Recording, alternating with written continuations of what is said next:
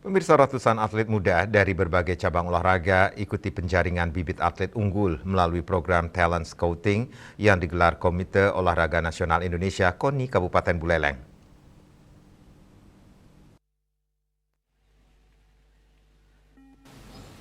Sebanyak 465 atlet muda dari 48 cabang olahraga ambil bagian dalam tes talent scouting dan identifikasi atlet yang digelar KONI Buleleng bekerjasama dengan GSC FOK Undiksa Singaraja. Program ini menjadi langkah awal dalam menjaring atlet potensial yang akan dibina secara jangka panjang.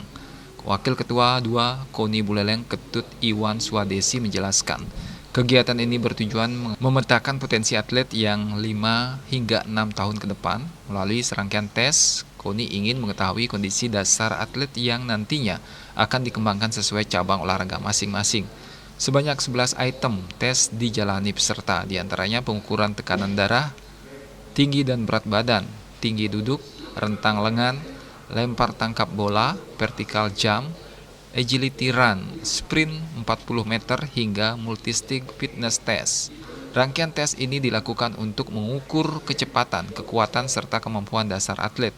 Hasil tes akan menjadi dasar pembinaan awal serta membantu pelatih dalam mengidentifikasi atlet yang layak dikembangkan lebih lanjut. Sementara itu, Ketua Umum KONI Buleleng Gede Supriyatna menyebut program ini sebagai langkah strategis dalam mempersiapkan atlet masa depan.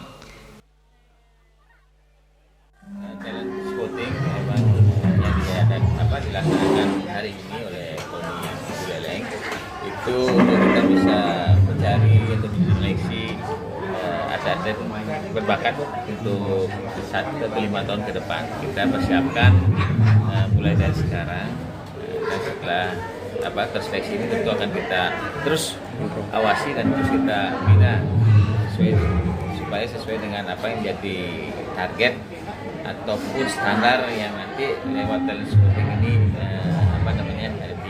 ditargetkan. Kedepan melalui program ini diharapkan lahir atlet-atlet unggul yang mampu bersaing di tingkat regional maupun nasional. Yasri Yuli, Bali TV.